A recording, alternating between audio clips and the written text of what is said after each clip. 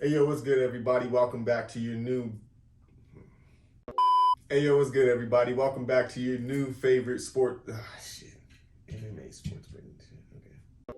Hey yo, what's good everybody? Welcome to your new favorite MMA sports betting channel, Bros Talk MMA. I'm your host, Utica, undeniably the illest cat around, aka Mr. Make This Pick Real Quick. I'm here with my bro host extraordinaire. You know who it is. It's Red Bucks. It's Chuckle Jordan. It's Black Nostradamus. It's the Parlay God.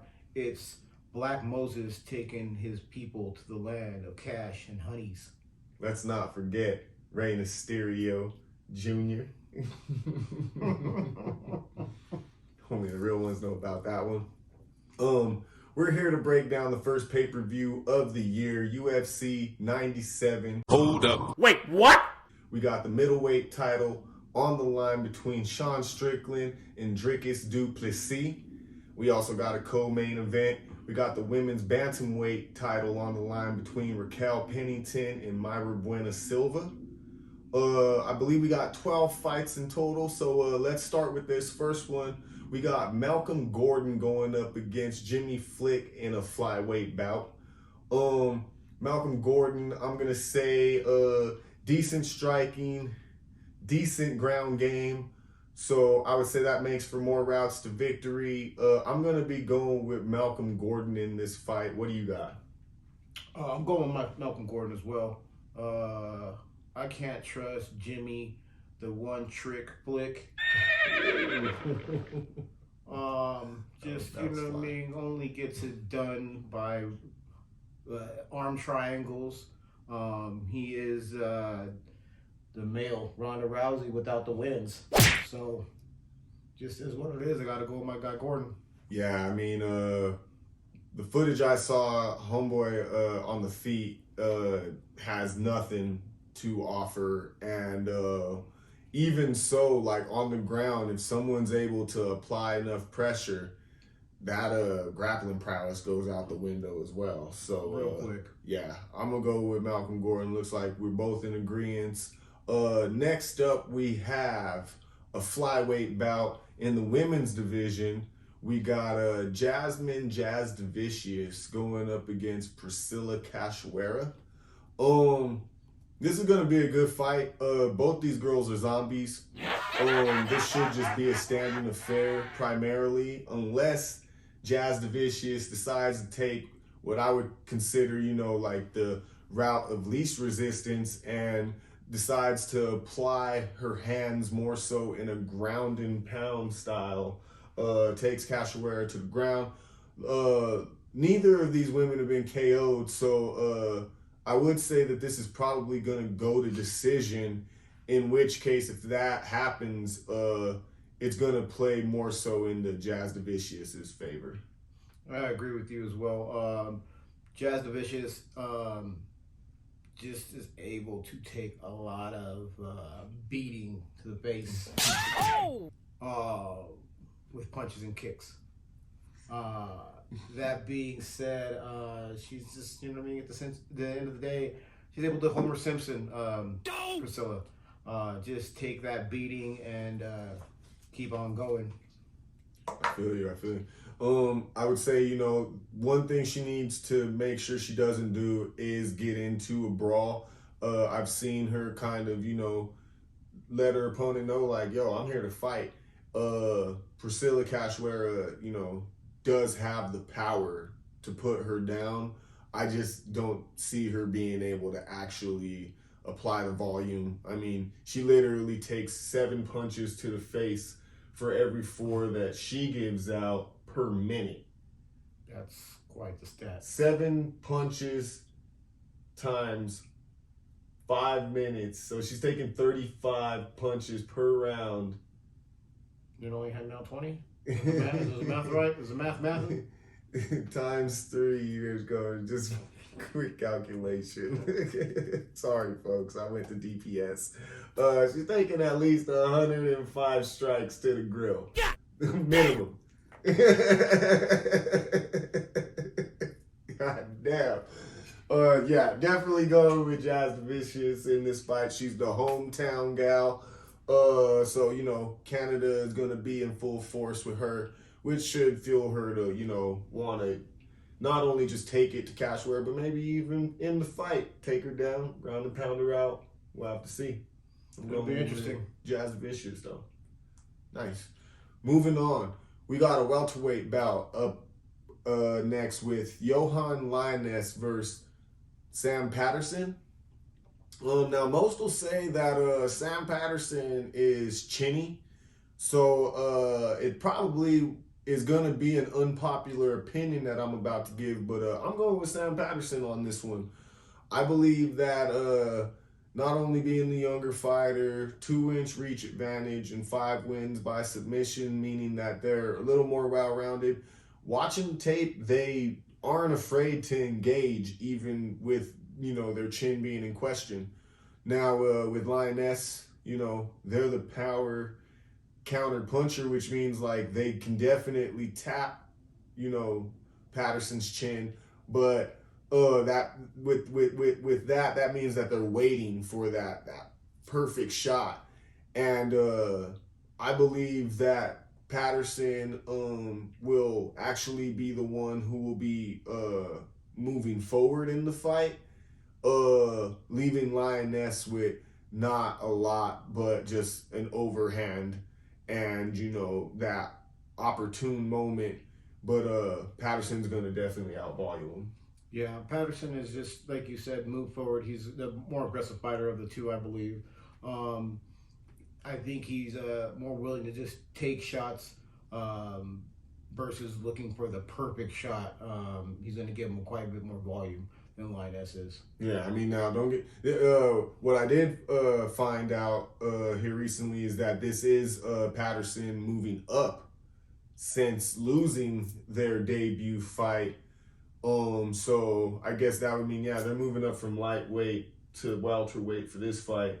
So they're giving up the height that they would have normally in the lightweight division. Mm-hmm. But I guess that doesn't matter because the last person they fought was literally like fucking 5 something and knocked this dude the fuck out. So, what I believe is the difference is the cage control. I think that Patterson practices better cage control, cutting it off, whereas Johan is always backing up and, kind of up against the cage. I get it that kind of makes for that, they're finding that right shot, but if this goes to decision, which I don't see that happening, it's gonna play into Patterson's hands more. So I'm going with Patterson. No, I agree completely. Most def.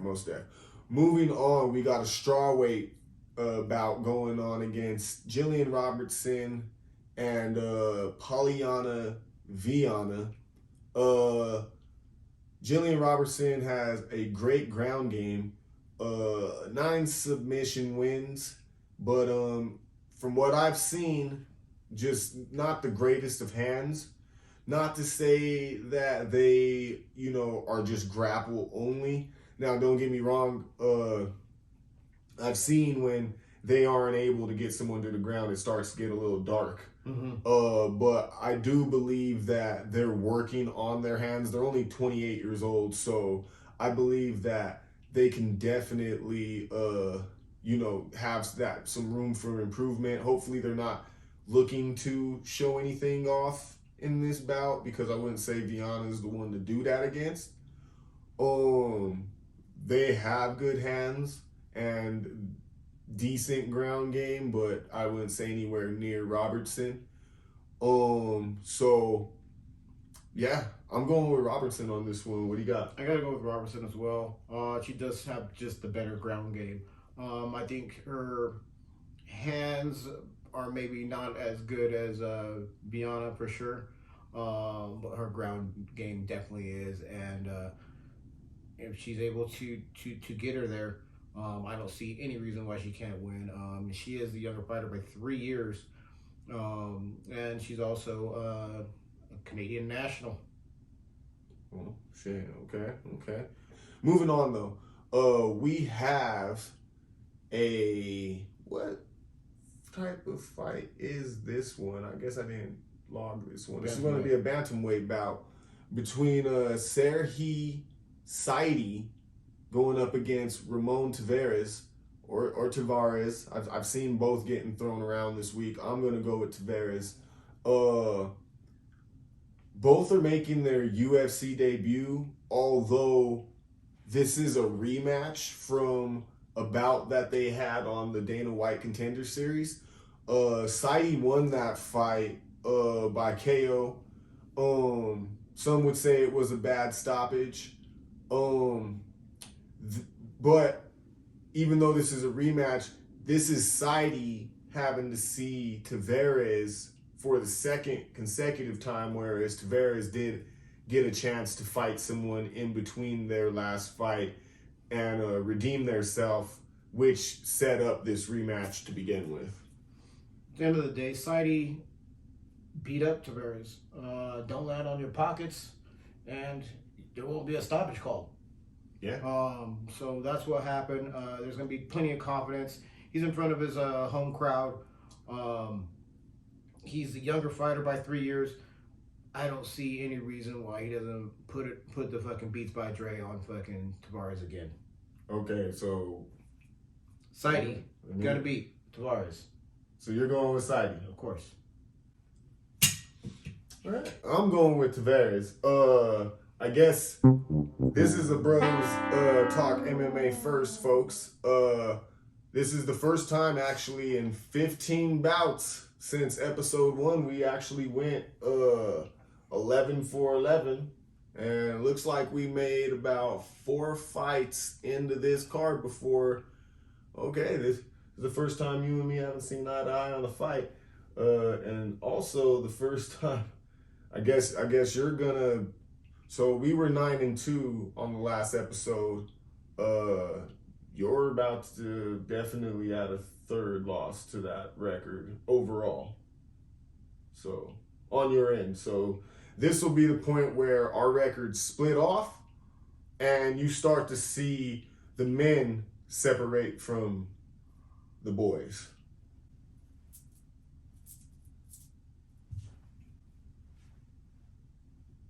I got nothing to say to that bullshit. Like, come on, my boy. There's no way I'm going to lose this shit. May the best man win? May the best man win. All right. There we go. See you Saturday. Bet. All right. Next up, we got a featherweight bout between Charles Jourdain going up against Sean Woodson. This is pretty cut and dry for me. I think Charles Jourdain is the better fighter, more versatile striker, tougher fighter.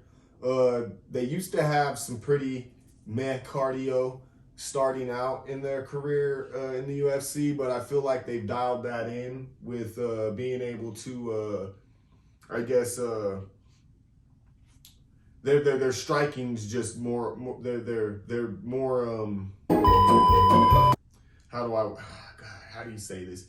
They're a lot more selective now with the striking. My apologies, folks. So I believe that they're gonna take it to Sean Woodson. They're the hometown fighter, so that's just gonna charge them up even more. Sean Woodson's cool, but I just think he's a little bit too. His length isn't gonna do him any favors in this fight, if you ask me. Charles punching air Jourdain is not going to beat Sean Woodson. Sean Woodson is 10-1-1. Charles Jourdain is 15-6-1. Now I will say he's a pretty heavy favorite over Woodson. But Woodson, you know what I mean? He hasn't lost. He's not. It doesn't look like he's planning on losing anytime soon. Not that he hasn't lost. He's lost one. Sorry, but he's not planning on losing anymore anytime soon. Just looks like the better fighter. Has better striking. I think he has better cardio. I just don't see a way that Charles Jourdain is going to beat this cat. And Woodson's 4-1 in the UFC. Charles Jourdain is what, 6-5? Yeah, it's not looking so good for the boy. Okay. So Charles Woodson's my pick. Hold up. Wait, what? You realize that okay, now and this is coming from a dude. This is coming from a dude who's pretty skinny and small themselves. But Sean Woodson literally this is one of Sean Woodson's legs.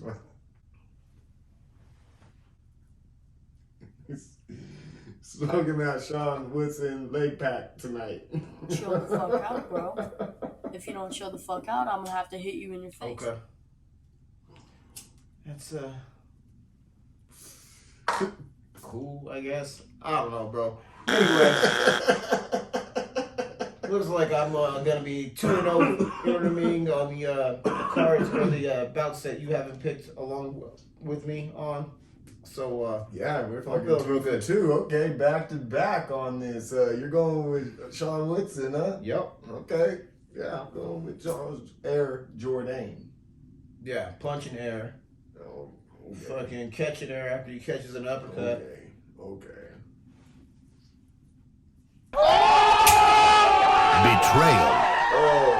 Next up, we got a bantamweight bout between Brad Katona going up against Garrett Armfield. Brad Katona is a decision machine. Definitely, this is their second stint in the UFC. Not only their second, they've done 2 stints on the Ultimate Fighter, and then 2 more stints in the UFC.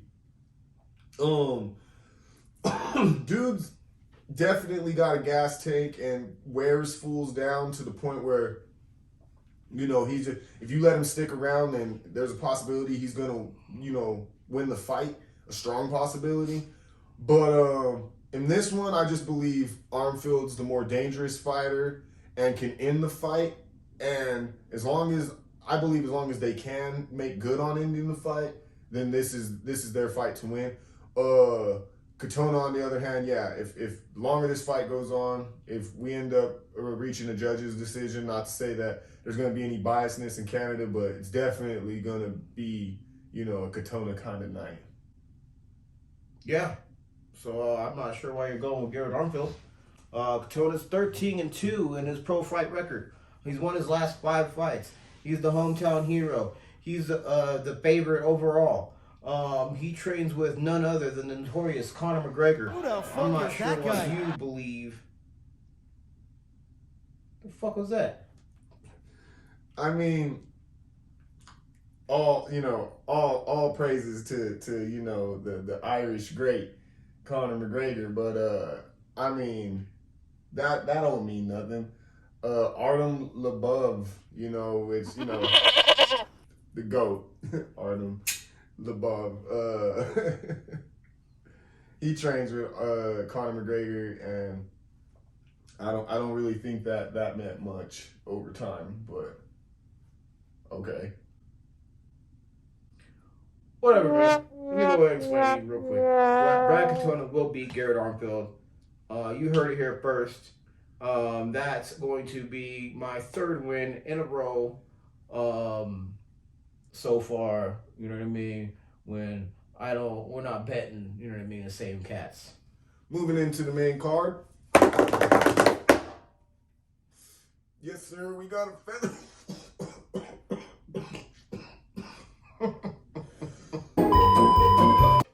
We got a featherweight bout between Arnold Allen going up against Movsar Evloev. I'm going to go with Arnold Allen on this one. I just believe that they're the better fighter. They got the better resume. They're going to be the harder puncher in this one. 10-1 in the UFC. Only loss coming by way of Max Holloway. So I just don't see where Evloev actually can win this fight. Don't get me wrong, they're very skilled, but I just can't see them winning this fight. So I'm going with Arnold Allen. What you got? I'm going with Movsar Evloev. I mean, my man's undefeated. My man fights with America Top Team. 5-fight win streak. Your guy just lost his his first or second one just recently. My guy is the favorite overall. I just can't see any way why how this guy loses. He's got submissions. He's got TK or he's got KOs. You know what I mean? He gets a decision victory every now and again here too as well. So Every now and again? yeah, every now and again. They got 17 fights and 10 of them are decisions. All What are you right, talking so about? every now and again. No, every now and again he gets a finish. I mean, He got, what was that? That was only 3 TKOs, 4 submission wins? okay. My boy. He hasn't lost. No one has the blueprint to beating his ass. Diego Lopes came in on short notice and gave that full run for his money. It was a decision. Well, Diego Lopez still fucking lost. Whatever, my man. So you're really going with Evelev. I'm going with We're Evelev. really gonna go 4 for 4 on disagreements. Yeah. All right. Sounds like 4 dubs. 4 You're W gonna dubs be- for the bro. 0 for fucking 4. Come fucking Saturday, your overall record's gonna start looking crazy. Okay. Anyway, moving on. We got a middleweight bout between Chris Curtis going up against Marc-Andre Barrio. I'm going with Marc-Andre Barrio, the Power Bar. He got that nickname for a reason. This man definitely got the gas tank. Definitely, to me, the more technical striker. You might say Curtis has the better boxing, but I just think that Barrio is going to be able to just pepper him, hit him with more volume, whereas Curtis is just going to be looking for that good, counter shot. I just think that, especially if this goes 3 rounds, the longer this goes is going to play into Barrio's hands. So, yeah, my picks for Barrio. Let me guess. I gotta go with the action man, Chris Curtis. My guy's 30-10 in the UFC. He's got 15 of those by knockout. He trains with my man, Sean Strickland. He's over there at Extreme Couture. Shouts out Randy Couture. All they do is build beasts over there. I'm not sure how you think Mark Andra, whatever his stupid name is, he's gonna lose. He's gonna catch an ass whooping. Courtesy of Chris Curtis. See what I did there? Curtis better not let this go to decision. Barrio's from Canada too, bro. Watch. Not to say that there's any bias or anything like that, but hey, you better chill out. Man, he thinks he won that Gaslam fight. Who does? Curtis.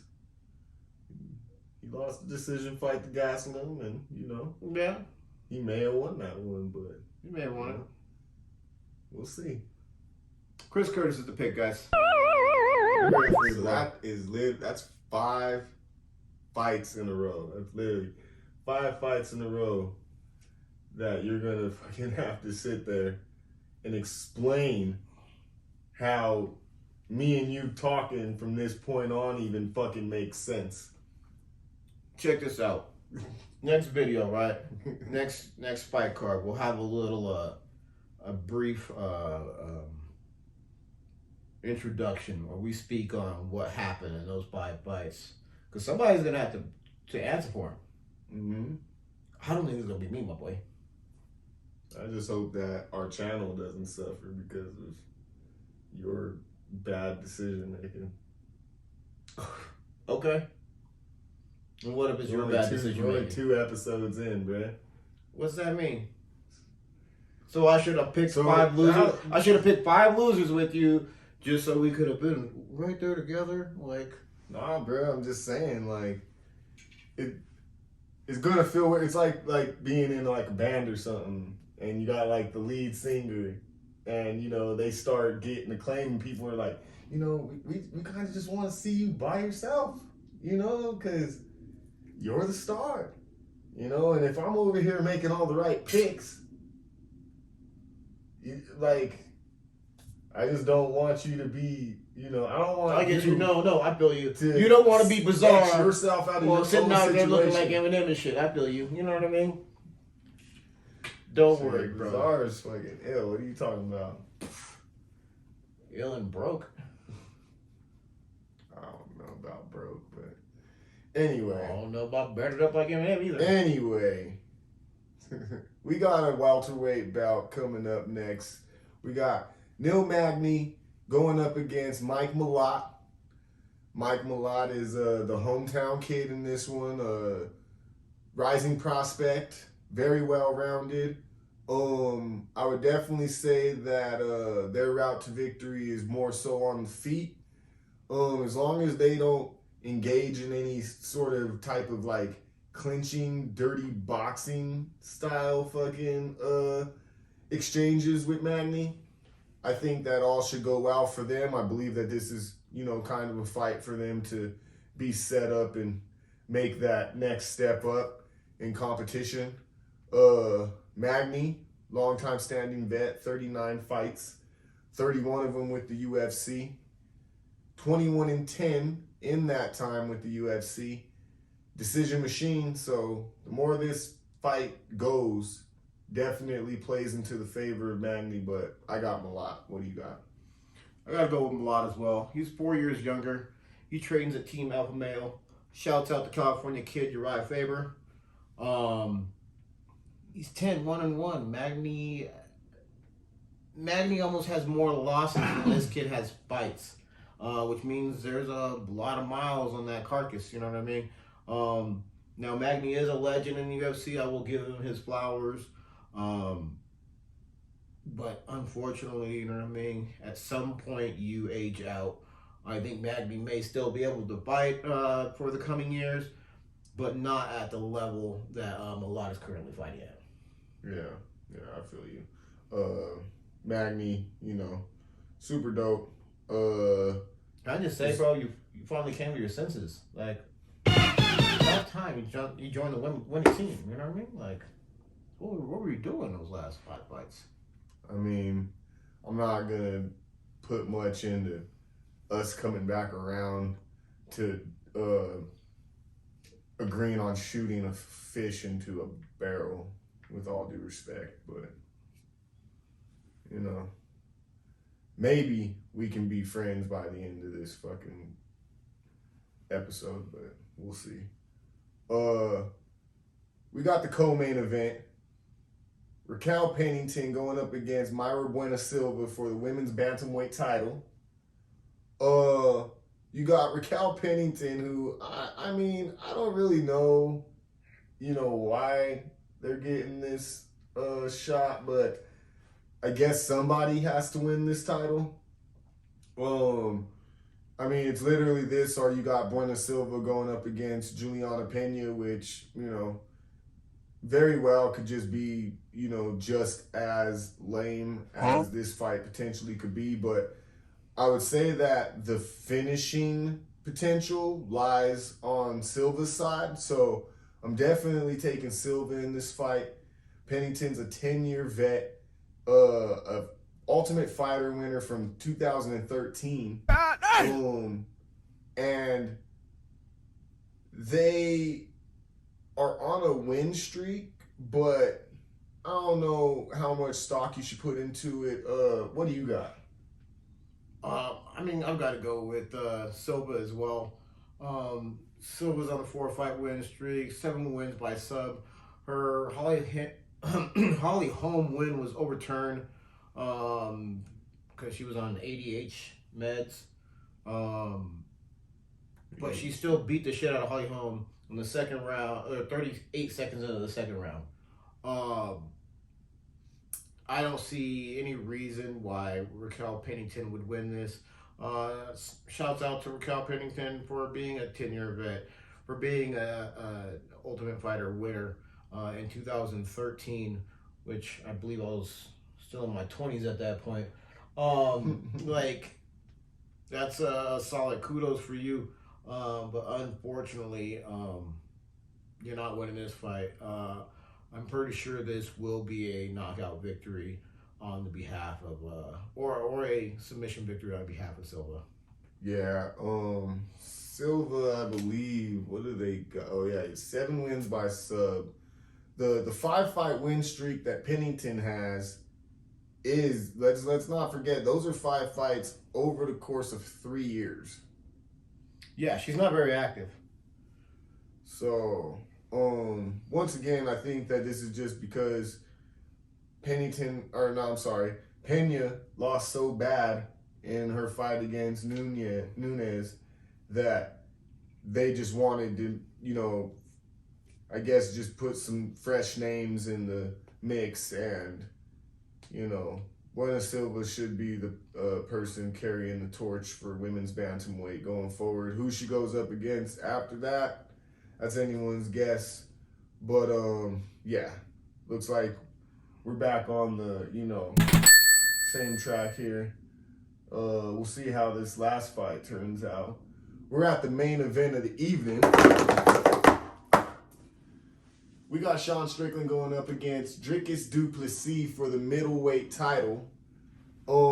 I'd say that this fight is pretty much near even.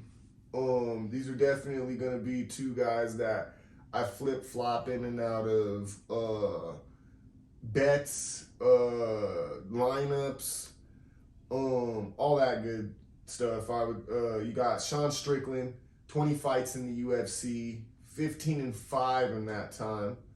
11 of those wins by KO. They also got 13 decisions overall in their fighting tenure. DDP, I mean, he got his nose fixed. He beat Robert Whitaker, and he's next up. I don't see anything great, but he just applies pressure and doesn't stop until the other person, I wouldn't necessarily say Homer Simpson style, but basically, will take one to give one, and is willing to give more than you can take. Pause. I will say that DDP Du Plessis is 6-0 in the UFC. 4 wins by KO, 1 by sub, 1 by decision. Most notable beat is a Robert Whitaker, and he's currently on an 8-fight win streak in his pro career. That being said, Sean Strickland beat up Israel Adesanya. One of the greatest UFC champions current day, and also legendary, a future Hall of Famer, and he's not putting up with the shit talk that DDP was talking about, or was talking to him, on the abuse of his father to him and all that nonsense. And he said he would kill that fool. He said literally, he was like, yeah, we had our whole dust up and all that. He was like, but I called that fool later on, and it was literally like, hey man, like, I'm gonna be honest with you, like, if you bring that shit up again, I'm gonna kill you. Like, it's like not just like we're gonna go into the cage and fight. Like, no, I'm gonna find a way to kill you, and it's gonna go far beyond fighting. I'm not gonna care about this belt or any of that. Like, so whatever that means. That could mean that's something to note, because he's either gonna use that as motivation, or that's gonna be what steers him off course and ultimately, sets him up for failure and, not being able to defend his title first time out. Yeah. I don't know. I think Sean Strickland takes this. I think it's gonna be motivation. I don't think it's gonna be a distraction.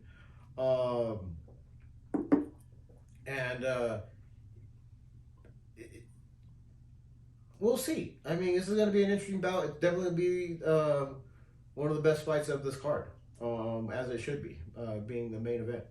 Yeah, I mean, I would say if it goes 5 rounds, there's a strong chance it goes in Strickland's favor. I believe that the finishing potential lies with Du Plessis. And ultimately, I think that's how they're going to have to win this fight. But I'm going with Sean Strickland. And yeah, we'll see Saturday night how everything plays out. But real quick, before we wrap things up, give us your 3-pick parlay for this week. My 3-pick parlay for this week is Jasmine Dricus Du Plessis. It's Mike Malott. It is Myra Buno Silva. Buno, whatever. I should know that. Yeah, you fucked those names up, but yeah, I'm in agreement. Definitely Jazz Vicious, Malott, Silva. If you wanted to spice things up, I would say you could definitely throw Arnold Allen on top of that. You could definitely throw Julian Robertson on top. Hold up. You're gonna throw Arnold Allen on top of that versus someone who's undefeated. He's gonna be somebody you should throw in this parlay. You know who else was undefeated? Who? Tom Nolan.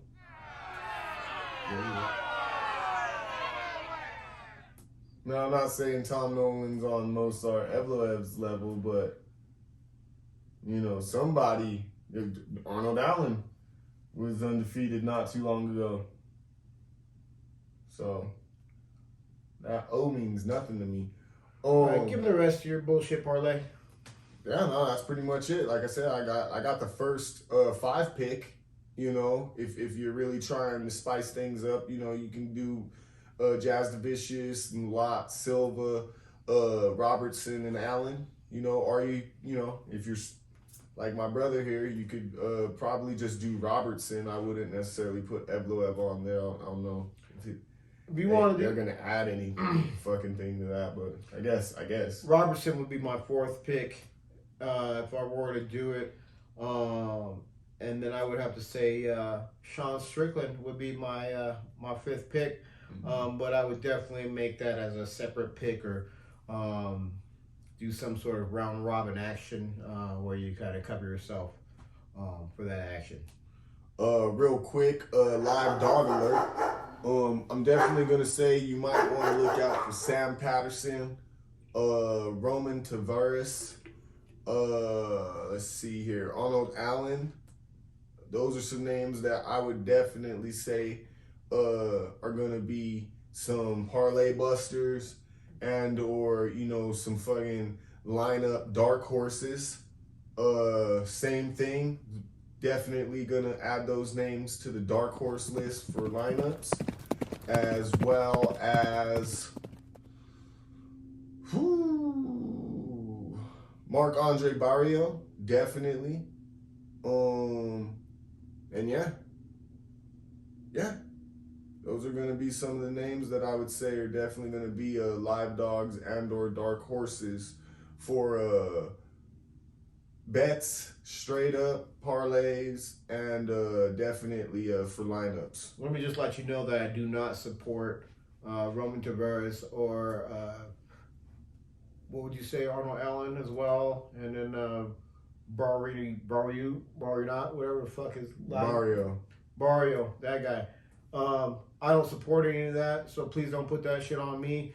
When y'all shit gets busted and beat and fucked up, like, I didn't tell y'all to do that. Hold up. So, what did you say? I didn't. It doesn't matter what you say, think, bet, drink, eat.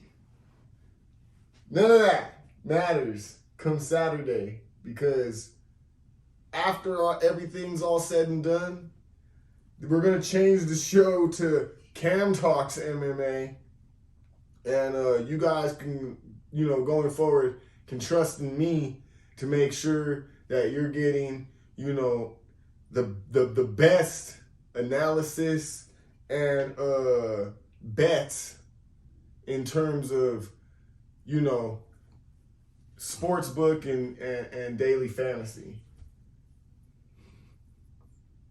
I'm not gonna give you a whole bunch of bullshit here. I'm gonna just say let my picks do the talking. You know what I mean? And bullshit do the walking. So you know what I mean? My picks is on point. They're y'all gonna see. Like I don't gotta explain myself. I don't gotta explain. Like you either believe it or you don't believe it. And next week, somebody will have to explain their goddamn self, and it ain't gonna be me. Well, once again, this has been another episode of Bros Talk MMA. I'm your host, Utica, undeniably the illest cat around. I'm here with my bro host, Ray Bucks, the Parlay God, Black Moses, leading his people to the land of cash and honeys, Black Nostradamus, Rey Mysterio. The list goes on and on. And I will be glad to tell you about all my victories next week. like, subscribe, share, leave a comment. Let me see here. We'll be back next week. We'll be breaking down the UFC Fight Night card between Nasruddin Imanov going up against, I believe, Roman Dolidze. That should be a middleweight bout, I believe. Yeah, we'll be back next week with that.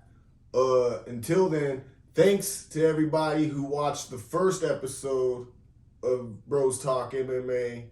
It was dope seeing that even though we released that episode super late into the day, even into the fight card, that we were able to get that amount of views, which only tells me that things are going to be just up from here going forward. So once again, thank you everybody for tuning in. Until next time, we out.